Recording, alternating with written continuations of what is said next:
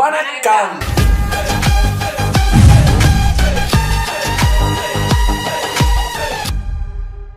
Sivan stories 90வது எபிசோடுக்கு வந்துட்டோம். 90 videos நம்ம பார்த்துருக்கோம் பாருங்க. அப்பாடி இன்னொரு 10 எபிசோட்ல முருகன் வந்துருவாருன்னு கன்ஃபார்மா நம்ம சப்ஸ்கிரைபர்ஸ்லாம் சொல்றாங்க.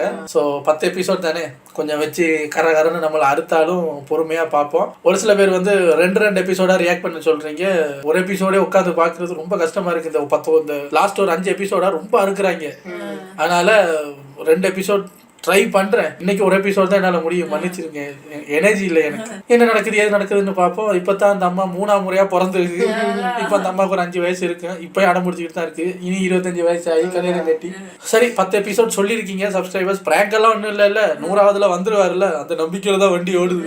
சரி, இன்னைக்கு நம்ம பார்க்க போறது எபிசோட் 90. இது ஒரு 21 மினிட்ஸ் வீடியோ இருந்தாலும் டக்குன்னு பார்த்துட்டு ரெடி. போன பாட்டுல நம்ம சிவன் முன்னப்பட தெரியாத ஒரு ரிஷியையும் ரிஷியோட பொண்டாட்டியையும் காப்பாத்தினதுக்கு அப்புறம் தான் ஆமா உங்களுக்கு என்னையா பிரச்சனை அப்படின்னு பிரச்சனையை பத்தியே விசாரிக்க ஆரம்பிச்சார். அப்படி அங்க கட் பண்ணி இந்த பக்கத்துல சிவோகம் சிவோகம் சிவோகம்னு மனசை ஒருநிலைப்படுத்தி கும்பிட்டு இருக்கிற நம்ம மச்சக்கண்ணியை காட்டுறாங்க. இன்னும் அந்த அம்மா செபிச்சுக்கிட்டு தான் இருக்கு. திடீர்னு ஒரு பயங்கர சந்தோஷத்தோட கண்ணை திறந்து, அப்பா எனக்கு ஏதோ அந்த சிவங்கிட்டே நான் போன மாதிரி எனக்கு தோணுதுப்பா, என்னால மனசை ஒருநிலைப்படுத்த முடியுதுப்பா அப்படின்னு சொல்றாங்க. இதை கேட்ட அந்த அப்பாவும், ஆமாமா இதுதான் சிவனோட நாமத்தை நாம ஜபிக்கிறதுனால நமக்கு ஏற்படக்கூடிய அந்த மகிமை. சிவோகம் சிவோகம்னு நீ சொல்ல சொல்ல பாருங்க, அந்த பொண்ணு அவசரமா மீன் பிடிக்க வாங்கப்பான்னு சொன்னதுனால காலையில பொண்டாட்டி அவிச்ச இட்லியை கூட சாப்பிட முடியாம செயினா போட்டுட்டு வந்து போற போல மீன் பிடிக்கும் ஒன்னா எடுத்து கடிச்சிக்கணும். சட்டிக்கு என்ன சார் பண்ணுவீங்க? அது அங்க குப்பில போல நல்லா இருக்கு சார், குட்டி குட்டி இட்லி நல்லா இருக்குல்ல.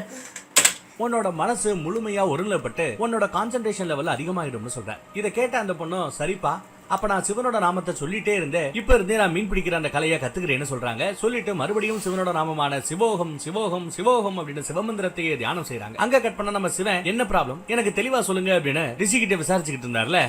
அந்த கௌதம ரிஷி இப்போ என்ன பஞ்சாயத்துன்னு சொல்ல ஆரம்பிக்கிறார். பிரபு, நான் என்னோட தவ சக்தியால இந்த திரியம்பகம் ஊருக்கு ஒரு பெரிய வறட்சியையும் பஞ்சமும் ஏற்பட போகுது அப்படிங்கிற அந்த விஷயத்தை தெரிஞ்சுக்கிட்டேன். உடனே வருண பகவானை நோக்கி தவ செஞ்சு அவரை சந்தோஷப்படுத்தி அவர்கிட்ட இருந்து வரமா ஒரு அமரத்துவம் வாய்ந்த ஒரு குண்டத்தை வாங்கினேன். இந்த குண்டத்தோட ஸ்பெஷாலிட்டி என்னன்னா அதுல இருக்கிற அந்த தண்ணி என்னைக்குமே வத்தி போகாது. அதனால இந்த கிராமமும் பஞ்சத்துல இருந்து தப்பிச்சது. ஆனா என்னோட இந்த முயற்சி பீதாம்பரம் மாதிரியான சில ரிஷிகளோட கண்ணை உறுத்திக்கிட்டே இருந்துச்சு. அவங்க அந்த அமர குண்டத்துல ஏதோ அசுத்தமான விஷயங்களை போட்டுட்டு அந்த பவித்திரமான நீரை அசுத்தமாக்கிட்டு பழிய தூக்கி ஏன் மேல போட்டானுங்க பாவிங்க அப்படிங்கிற நம்ம சிவன் இதெல்லாத்தையும் கேட்டுட்டு உலக நன்மைக்கான காரியம்னு ஒண்ணு நீங்க செய்ய போகவே இவ்வளவு பஞ்சாயத்து வந்து சேர்ந்திருக்கு. நானும் என் பொண்டாட்டியும் கூட உலக நன்மைக்காக எவ்வளவோ செய்ய முயற்சி பண்றோம். எங்களுக்கு கஷ்டம் மேல கஷ்டம் தான் வந்துகிட்டு இருக்கு. இப்படி நாம நல்ல விஷயங்கள் உலகத்துக்காக செய்யும் போது சில மனிதர்கள் தடையா தான் வந்து நிப்பாங்க. பாவம் பண்றது அந்த பாவிங்க தான். பரவாயில்ல, அதெல்லாம் விடுங்க.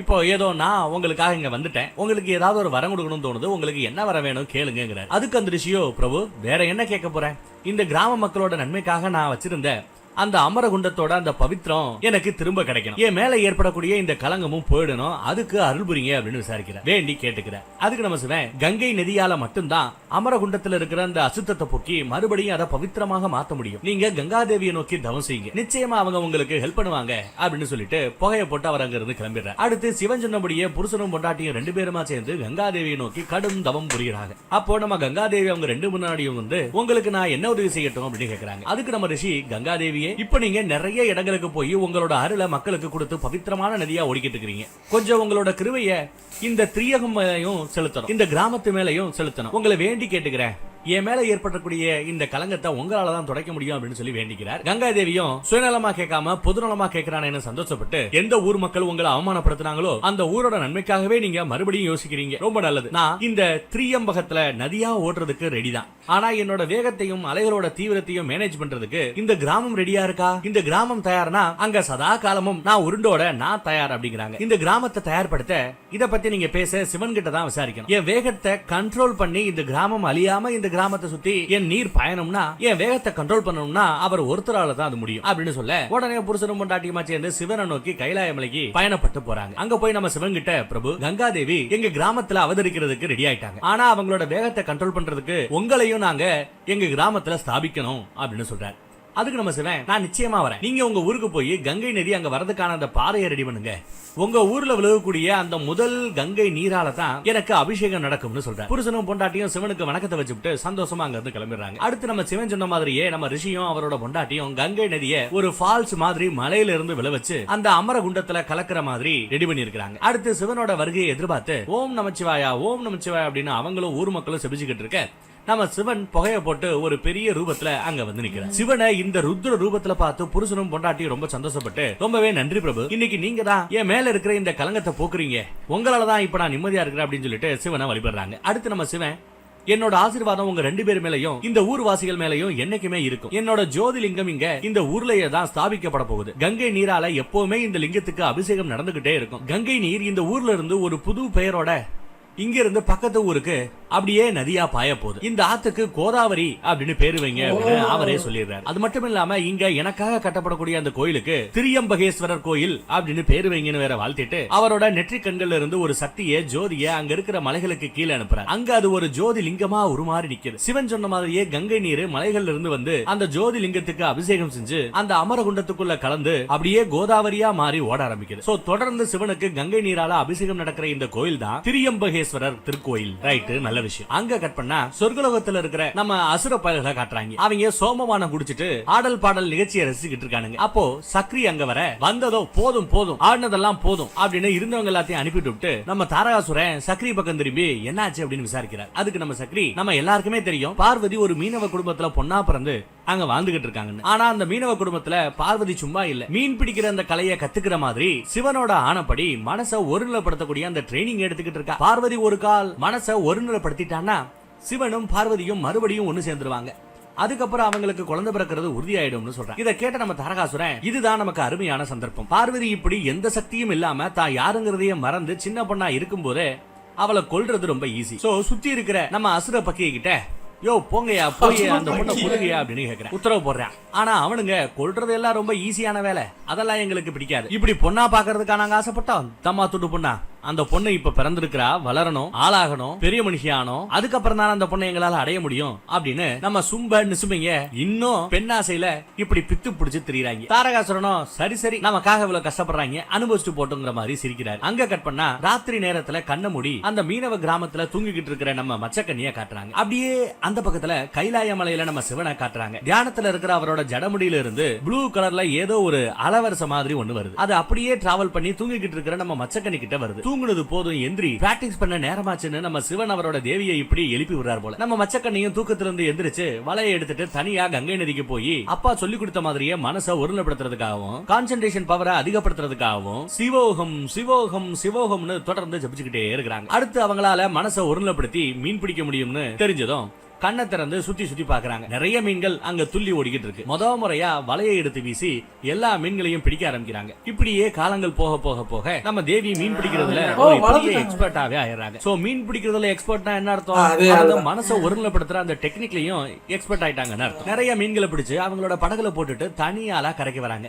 நம்ம மச்சக்கண்ணியை தேடிட்டே அங்க மத்த மீனவர்களும் நம்ம சோர்மாவும் ஓடி வராங்க. படகுல இவ்வளவு மீன் இருக்கிறத பாக்குற அப்பா, ஏமா இவ்வளவு மீனையும் நீயா தனியாவா பிடிச்ச அப்படின்னு விசாரிக்கிறார். அதுக்கு நம்ம மச்சக்கண்ணி, ஆமாப்பா நீங்க தான் சொல்லி கொடுத்தீங்க, சிவனோட நாமத்தை ஜபிக்கிறவங்களுக்கு அவங்களோட மனசு எவ்வளவுதான் அலைபாயறதா இருந்தாலும் அவங்களால அவங்க மனசை ஒரு நிலைக்கு கொண்டு வந்துட முடியும்னு சொன்னீங்க. அது மாதிரியே செஞ்சுதான்ப்பா என்னால இவ்வளவு மீனையும் பிடிக்க முடிஞ்சதுன்னு சொல்றாங்க. அதுக்கு அவங்க அப்பா, நீ சொல்றது கரெக்டாமா, ஆனா நீ இவ்வளவு மீனை பிடிச்சிருக்கியோ அவ்வளவு கான்சென்ட்ரேஷன் பவர் உனக்கு இருக்குன்னு அர்த்தம். ஏகப்பட்ட மீனை பிடிச்சிருக்கிற, அப்போ உன்னோட கான்சென்ட்ரேஷன் பவரும் படுபயங்கரமாயிடுச்சுன்னு அர்த்தம். இவ்வளவு மீன்களை இந்த ஊர்ல வேற யாருமே இது வரைக்கும் ஒரே ஷாட்ல பிடிச்சது கிடையாது. பெரிய ஆயிட்டமா, இதோட அர்த்தம் என்ன, சிவோகம் சிவோகம்னு சொல்லி சொல்லி சொல்லியே நீ அந்த சிவனா மாறிட்டேன்னு சொல்ற. இதை கேட்ட சந்தோஷத்துல நம்ம மச்சக்கண்ணி ஹர ஹர மகாதேவ் அப்படின்னு சொல்ல அங்க இருக்கிற மத்த மீனவர்களும் ஹர ஹர மகாதேவ் அப்படின்னு சொல்லி சிவனுக்கு அவங்களோட நன்றியை வெளிப்படுத்துறாங்க.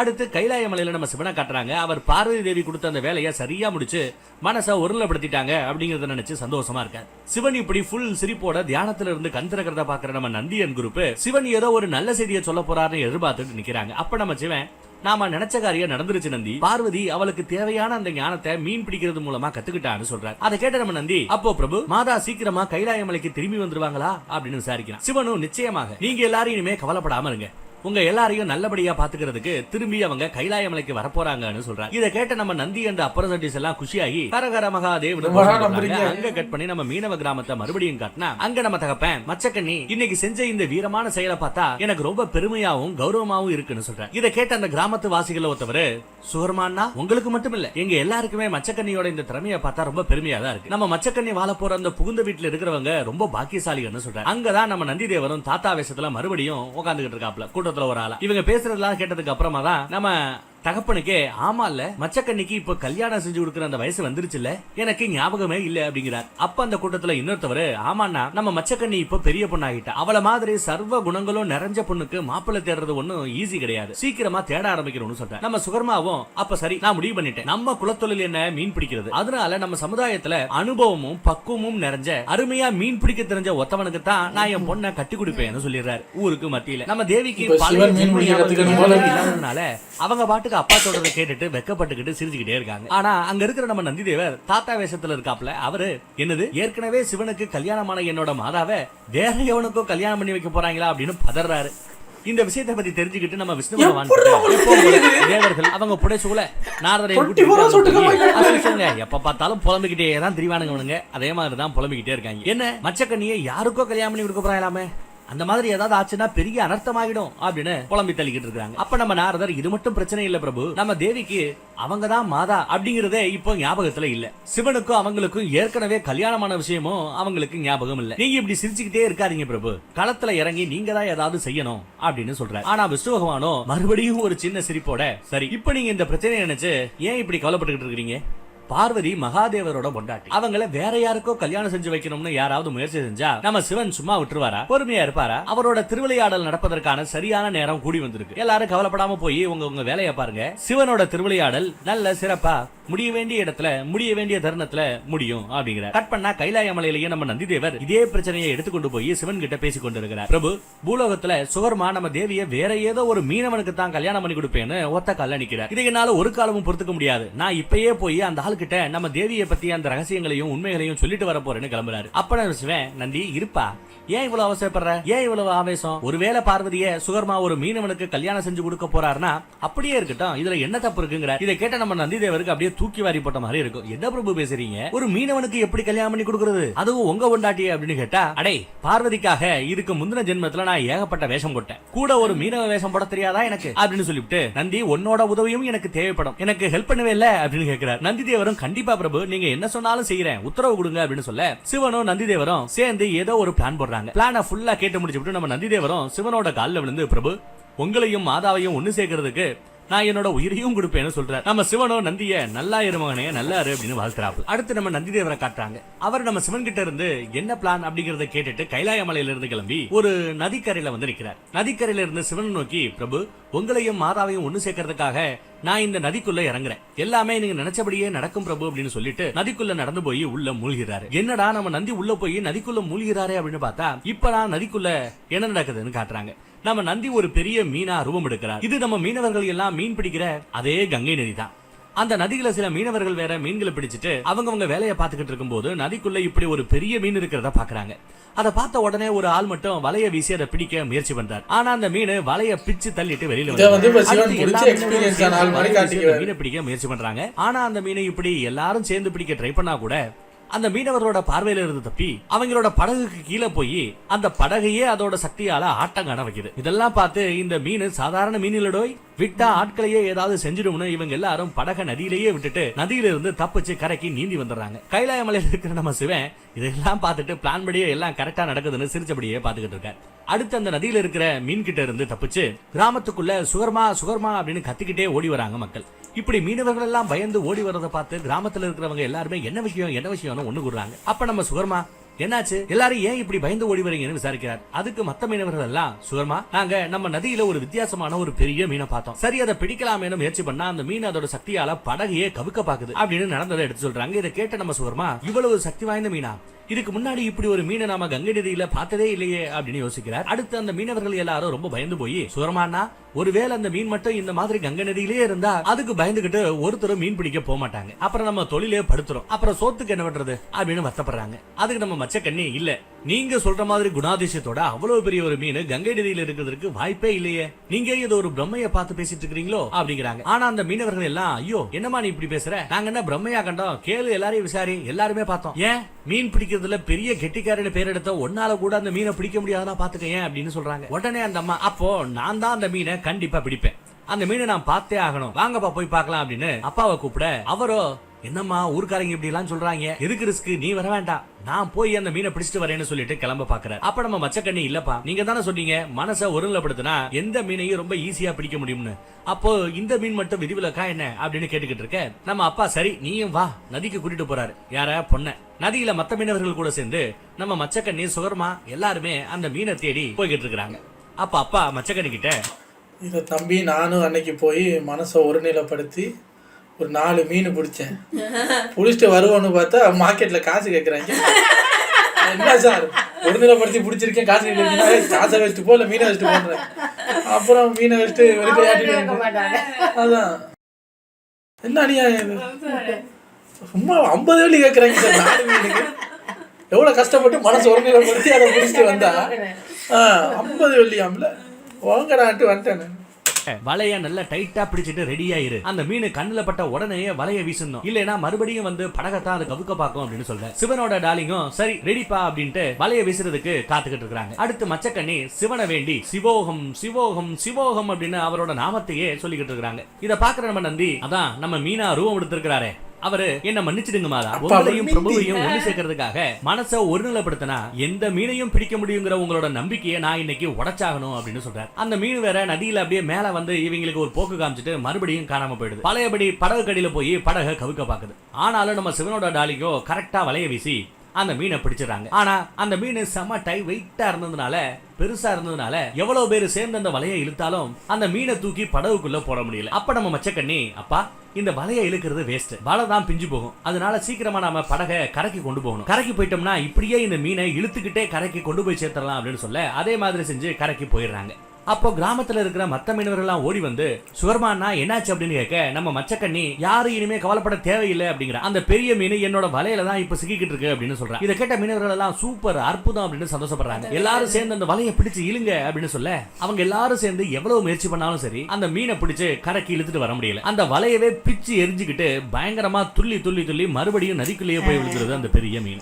அதை பார்த்த எல்லாருமே இன்னும் பயப்பட ஆரம்பிச்சிடறாங்க. நம்ம மச்சக்கண்ணியோ, ச்சே இவ்வளவு தூரம் வந்ததுக்கு அப்புறம் இப்படி திரும்பி மீன் நதிக்குள்ளேயே போயிடுச்சு அப்படின்னு கவலைப்படுறாங்க. அப்பா கவலைப்படாதம்மா அப்படிங்கிற மாதிரி தலையை தடவி கொடுக்குறாரு. இதெல்லாம் நம்ம சிவனோட சேட்டை தானே, அதை ஜாலியா அவர் கைலாய மலையில உட்காந்து ரசிச்சு பாத்துக்கிட்டு இருக்கேன். அடுத்து நம்ம மீனவ கிராமத்தை காட்டுறாங்க. அங்க எல்லாரும் இப்போ என்ன பண்றது அப்படிங்கிற மாதிரி டிஸ்கஸ் பண்ணிக்கிட்டு இருக்கேன். அப்போ கூட்டத்துல ஒருத்தவர், இனிமே எந்த ஒரு வழியும் கிடையாது, எனக்கு என்ன தோணுதுன்னா இனிமே பேசாம நம்ம பொழப்ப விட்டு வேற எங்கேயாவது போய் உப்பு ஊத்து பொழைச்சுக்கலாங்கிற மாதிரி பேசுறேன். ஆனா இன்னொருத்தவரோ, நாம எவ்வளவோ காலமா இந்த கங்கை நதி கரையில தான் பொழப்பு நடத்திக்கிட்டு இருக்கிறோம், அந்த கங்கா மாதா தான் நம்மளை இப்ப காப்பாத்தணும் அப்படின்னு வேண்டிக்கிறார். அதுவும் ஒரு மீனுக்கு பயந்து இப்படி நாம பொழப்ப விட்டுட்டு போறதா, பிறந்த இடத்த விட்டுட்டு போறதாங்கிற மாதிரி பேசுறார். அடுத்து இன்னொருத்தவர், இங்க இருந்தெல்லாம் போக முடியாது, நமக்கு டார்ச்சர் கொடுத்துக்கிட்டு இருக்கிற அந்த மீனை தான் யாராவது வந்து பிடிக்கணும், நம்ம கிராமத்து மீனவர்களால செய்ய முடியாததை யாராவது ஒருத்தர் வெளியில இருக்கிறவர் கூட செய்ய முடியும் தானே அப்படின்னு ஐடியா கொடுக்குறார். இருக்கலாம் வெளியூர்ல இருக்கிற ஒரு திறமையான ஆளை கூட நம்ம கூப்பிடலாம், ஆனா அவங்க வரணுமே, அவ்வளவு பெரிய மீனையும் பிடிச்சு இழுத்துட்டு வரக்கூடிய அந்த திறமசாலி யாரா இருக்க முடியும், அப்பேற்பட்ட ஒருத்தன் இந்த உலகத்துல நமக்கு கிடப்பானாங்கிற மாதிரி பேசிக்கிட்டு இருக்கும்போது நம்ம சுகர்மானா அந்த கிராமத்து மக்களுக்காக அங்க ஒரு சத்தியம் செஞ்சு கொடுக்கிறார். போங்க சுத்து வட்டாரத்துல இருக்கிற எல்லா மீனவர்களுக்கும் இந்த செய்தியை பரப்புங்க, எந்த ஒரு மீனவன் இங்க வந்து அந்த மீனுக்கு பயப்படாம அந்த மீனோட போராடி அந்த மீனை பிடிக்கிறானோ, இந்த கிராமத்தை காப்பாத்துறானோ, அவனுக்கு தான் என் பொண்ணு மச்சக்கண்ணிய கட்டி கொடுப்பேன் அப்படின்னு சத்தியம் செய்யறார் ஊருக்கு மத்தியில. சுத்தி இருக்கிற எல்லா கிராமத்து மக்களையும் போய் சேருது. எல்லா கிராமத்து மக்களுமே மச்சக்கண்ணியை பத்தி கேள்விப்பட்டிருக்காங்க. சோ எல்லா பேருக்குமே மச்சக்கண்ணியை தான் வீட்டுக்கு மருமகளா கொண்டு வரணும் அப்படிங்கிற ஆசை உண்டு. சோ தான் பிள்ளைகளை எப்படியாவது போய் அந்த மீனை பிடிச்சிட்டு வாங்கடா, அந்த பொண்ணை நம்ம வீட்டுக்கு மாத்து பொண்ணா கூட்டுவாங்கடா அப்படின்னு அனுப்பி வைக்கிறாங்க. பசங்களும் மச்சக்கண்ணியை பார்த்துருக்காங்க இல்லையா, அவ யாரோ சாதாரண பொண்ணு நினைச்சுட்டு வயசு கோளாறுல அந்த பொண்ணை கட்டிக்கணும்னு சொல்லிவிட்டு களத்துல இறங்குறாங்க. எவ்வளவு பேர் முயற்சி பண்ணியும் அந்த மீனை இவங்களால எதுவும் செய்ய முடியல. அந்த மீனை எல்லாருக்கும் தண்ணி காட்டிட்டு அழகா எஸ்கேப் ஆகி அவங்களோட படகை கவிழ்த்து விட்டுருது. இதை பார்த்து பயந்து போய் எல்லாரும் நதிக்குள்ள இருந்து தப்பிச்சு வெளியில மறுபடியும் கரைக்கு ஓடி வந்துடுறாங்க. இந்த மீனை பிடிக்கிறது அப்படிங்கிறது உயிரோட விளையாடுறதுக்கு சமம். போயா, உசுறு முக்கியமா உன் பொண்ணு முக்கியமா? உன் எங்களுக்கு கல்யாணமே வேணாம்யா, கடைசி வரைக்கும் நாங்க மரத்தை சிறுகாவே இருந்துட்டு போறோம், அந்த மீனு கூட போராடி எங்களால வாழ முடியாது அப்படின்னு சொல்லிட்டு எல்லா பேரும் தெரிச்சு ஓடுறானுங்க. இதை கேள்விப்பட்டதுமே அப்பா ரொம்ப வருத்தப்படுறாரு. அவசரப்பட்டு சத்தியம் வேற பண்ணி கொடுத்துட்டோம். நம்ம சமூகத்துல இந்த மீனை பிடிக்கிறதுக்கு ஒரு மீனவன் கூட இல்லையா, இந்த பிரச்சனைக்கு முடிவுன்னு ஒண்ணு கிடையாதா அப்படின்னு வருத்தப்படுறாரு. எல்லாரும் இப்ப என்ன செய்யறது தெரியாம யோசிச்சுக்கிட்டு இருக்க, நம்ம மச்சக்கண்ணி மட்டும் கண்ணை மூடி அந்த கடவுளே சீக்கிரமா இந்த பிரச்சனைக்கு ஒரு வழி சொல்லுவாரு அப்படின்னு கடவுளை நோக்கி வேண்டி கேட்டுக்கிறாங்க. அப்போ ஒரு குரல், நான் இந்த மீனை பிடிக்கிறேன்னு யாரோ சொல்றாங்க. யாரா அது அப்படின்னு கூட்டத்துல பார்த்தா சொல்ற ஆளோட மூஞ்சியை மட்டும் நமக்கு காட்ட மாட்டேங்கிறானுங்க. கொஞ்சம் உடம்பையே போக்கஸ் பண்ணி காமிச்சிட்டு இருக்காங்க. கேமராவை தூக்கி மூஞ்சியை காட்டுறாங்க. பார்த்தா நம்ம சிவன் தான். திருவிளையாடல இங்க நடத்துறதுக்காக ஒரு மீனவனா அங்க வந்திருக்கிறார். வந்தவர் சுகர்மா கிட்ட, நான் உங்களோட பிரச்சனையில இருந்து உங்களுக்கு முக்தி கொடுக்குறேன், உங்க மச்சக்கண்ணியை நான் கல்யாணம் பண்ணிக்கிறேன் அப்படின்னு சொல்றேன். அதுக்கு அவங்க அப்பா, யாரு, மச்சக்கண்ணியோட அப்பா, உங்க நம்பிக்கையை பார்க்கும்போது ஆச்சரியமாவும் சந்தோஷமாவும் இருக்கு. ஆனா எத்தனையோ மீனவர்கள் இந்த வேலையை செய்ய முடியாம திரும்பிட்டாங்க, நீங்க மட்டும் எப்படி அந்த மீனை பிடிப்பீங்கன்னு கேட்கிறார். அதுக்கு நம்ம சிவன், அன்பாலையும் காதலாலையும் அந்த மீனை நான் பிடிச்சிடுவேன் அப்படிங்கிறார். எது, நாங்க எவ்வளவு கஷ்டப்பட்டு போராடி அந்த மீனை பிடிக்கிறதுக்காக எங்க வீரத்தெல்லாம் அப்படியே களத்துல இறங்கி போராடிக்கிட்டு இருக்கிறோம், இவன் நம்ம காதலாலையும் அன்பாலையும் அந்த மீனை பிடிக்க போறானா, போயா வேலை இல்லை அப்படிங்கிற மாதிரி சுத்தி இருக்கிற மத்த ஆட்கள் சிவனை கொஞ்சம் கேலி செஞ்சுக்கிட்டு இருக்கிறாங்க, சிரிக்கிறானுங்க. அப்ப நம்ம சிவன் சிரிச்சுக்கிட்டே போய் கீழே இருக்கிற ஒரு கட்டையை தூக்கி அப்படி பேசுற மேலேயே எரியறாப்ல. உடனே அவனுங்க கோவப்பட்டு நம்ம சிவனை பார்த்து அப்படியே முறைக்க ஆரம்பிக்க, சிவன் அவங்க கிட்ட போய், நம்மள யாராவது தாக்குனா நாமளும் திருப்பி அவங்கள தாக்கத்தான் செய்வோம், அதுதான் இயல்பு, அதைத்தான் அந்த மீனும் செஞ்சுக்கிட்டு இருக்கு, என் டெக்னிக்கை பாருங்க, அந்த மீனை பிடிச்சிருவேன் அப்படின்னு சொல்லும் போது ஏற்கனவே அந்த மீனு கிட்ட அடிபட்டு உதப்பட்டு திரும்பி வந்தவங்க எல்லாம், அண்ணா உங்களை பார்க்கும்போது என் கூட பிறக்காத அன்னை மாதிரி தெரியுது, இந்த அழகான பொண்ணு மச்சக்கண்ணி மேல ஆசைப்பட்டு நீங்க உசுரை இழந்துடாதீங்க பாத்துக்கோங்க அப்படிங்கிற மாதிரி அவங்க பேச, அதுக்கும் நம்ம சிவன், சரி சரி போய் சேருதுன்னு ஆயிப்போச்சு, எதுக்கும் உன் ஊரு, உன் தெரு, உன் வீட்டு அட்ரஸ் எல்லாத்தையும் எழுதி கொடுத்துட்டு போ, ஒரு கால் நீ உள்ள போய் செத்து போயிட்டேன்னா உன் வீட்டுக்கு செய்தி அனுப்பணுமா இல்லையா அப்படின்னு பேசுறானுங்க. அவர் அட்ரஸ் எல்லாம் கொடுத்துக்காம அவங்க பேசினதை காதலியே வாங்கிக்காம அவர் பாட்டுக்கு நதிக்குள்ள வலையோட நடந்து போய் படகுல ஏறி அந்த மீனை மனசுல நினைக்க, உள்ள இருக்கிற அந்த மீனும் சிவனோட அந்த குரலுக்கு அந்த படகுக்கு பக்கத்திலேயே வந்து நிக்க, சிவன் அவரோட வலையை எடுத்து விரிச்சு அந்த மீனை அழகா பிடிச்சு அந்த வலையோட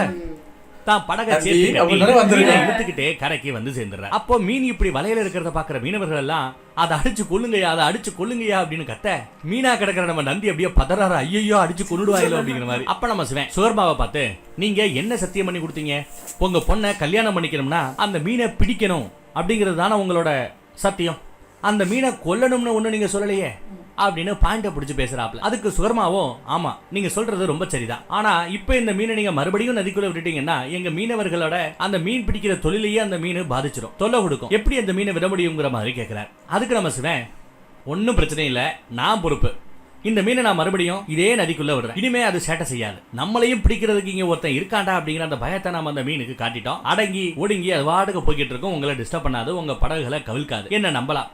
அதையும் தாண்டி மறுபடியும் அது பிரச்சனை பண்ணுச்சுன்னா என்ன கூப்பிட்டு விடுங்க, வந்து கண்டிப்பா பிடிப்பேன், அப்ப நீங்க சொன்ன மாதிரி அந்த மீனை போட்டு தள்ளிடலாம் அப்படிங்கிற மாதிரி பேசி ஒரு வழியா அங்க இருக்கிற கிராம மக்களை அதுக்கு ஒத்துக்க வச்சுக்கிறார்.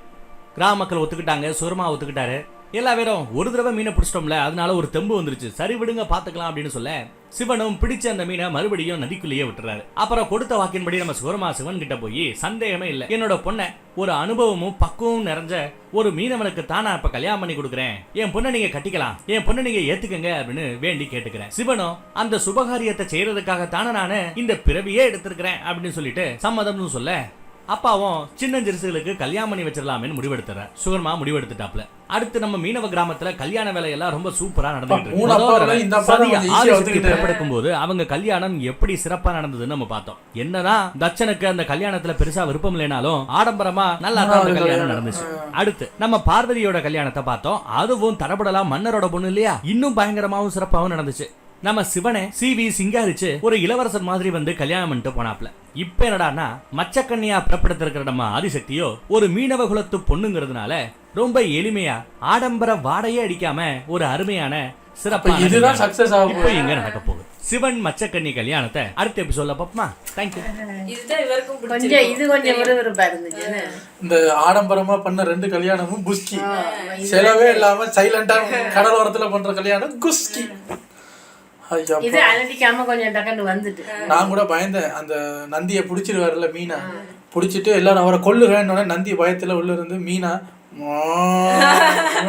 என்னங்க மீன் மாடு மாடு கத்துதுன்னு நந்தி, ஐயோ போட்ட வேஷத்தை மறந்துட்டவே, மீன் எப்படி கத்துது தெரியாது அப்படிங்கிற மாதிரி எது சொல்லிடுவாரோன்னு யோசிச்சேன். உங்களுக்கு எப்படி கட் பண்ண போகுது? நந்தி தானே உள்ள கத்துவாரு மாடு மாதிரி. ஐயா, இது டக்குன்னு பரவாயில்லைங்க, டக்குன்னு வளர வச்சு ஒரே எபிசோட்ல வளர்ந்து ஒரே எபிசோட்ல கல்யாணம் வச்சுக்கிட்டீங்களா? அதே மாதிரி ஒரே எபிசோட்ல முருகனை வர வச்சிட்டீங்கன்னா இனி அவங்களுக்கு இன்னும் ஞாபகம் வரல. அதானே விஷயம். இனி ஞாபகம் வந்தா என்ன வராது என்ன. எனிவேஸ் அடுத்த எபிசோட் வந்து சந்திக்கிறேன். Take care. பாய்.